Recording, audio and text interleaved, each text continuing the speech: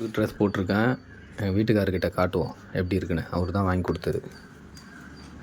ஏங்க சொல்லுங்க. ட்ரெஸ் எப்படி இருக்கு? சூப்பரா இருக்குங்க.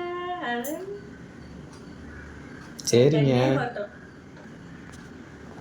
ஏங்க சரி போயிட்டு அம்மா கிட்ட போயிட்டு ஆசீர்வாதம் வாங்கிட்டு அப்படியே ட்ரெஸ் எப்படி இருக்குன்னு காமிச்சிட்டு வரேன்னா. நான் சொன்னா அம்மா கிட்ட காட்ட போறா. ஏண்டா டேய் டேய் நீ இருக்க பாரு, எனக்கு வெறி அறுத்துடா. அப்படியே எனக்கு அம்மா கிட்ட காட்ட போறியா?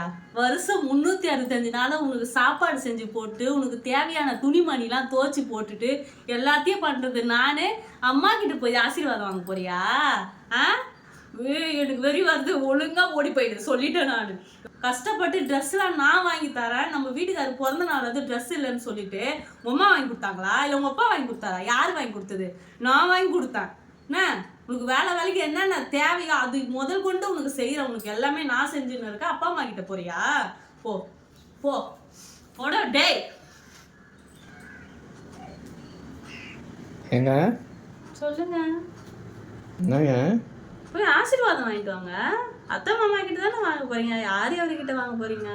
நம்ம அத்தை கிட்ட தானே வாங்க போறீங்க, என் மாமா கிட்ட தானே வாங்க போறீங்க. போயிட்டு வாங்க. கரெக்ட். இவ்வளோ நேரம் வந்து நீங்கள் சாப்பிட்டா உட்காந்துட்டு இருக்கீங்க. ஆமாம். இதுக்கு முன்னாடி ஒரு 5 நிமிஷம் பேசுனதெல்லாம் வந்து 5 நிமிஷம் முன்னாடி பேசுனதெல்லாம் வந்து கற்பனை. நானாக வந்து கற்பனை பண்ணிக்கிட்டேன். ஆமாம்.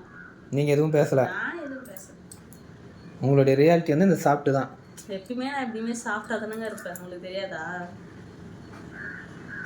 நான் ஆசீர்வாதம் ஃபஸ்ட்டு உங்கள்கிட்ட வாங்கிக்கிறேங்க. ஏன்னா எனக்கு வாழ்க்கை கொடுத்துருக்கீங்க, ட்ரெஸ் வாங்கி கொடுக்குறீங்க, சாப்பாடு செஞ்சு போடுறீங்க. ஆசீர்வாதம் பண்ணுங்க. எல்லா கணவருமே இந்த மாதிரி தான் ஆசீர்வாதம் பண்ணுங்க. சரிங்க.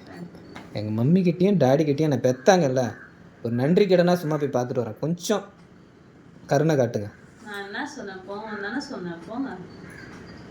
எல்லா பெண்களுக்குமே அது ஒரு சந்தோஷம். அப்பா அம்மா கிட்ட பேசாமல் இருந்தா. பேசுங்கன்னு சொன்னேன். போய் ஆசீர்வாதம் வாங்கிட்டு வாங்கன்னு சொன்னேன். நான் என்ன சொன்னேன்? இப்போ அதான் அந்த சுயரூபம் உள்ளே இருக்கிறது அப்படியே வெளியே வருது. பேசுறதெல்லாம் பேசிட்டு அப்படியே ஒன்றும் தெரியாத மாதிரி உக்காந்துக்கிட்டு அதை நான் கற்பனையாக வேற நினச்சிக்கணும்.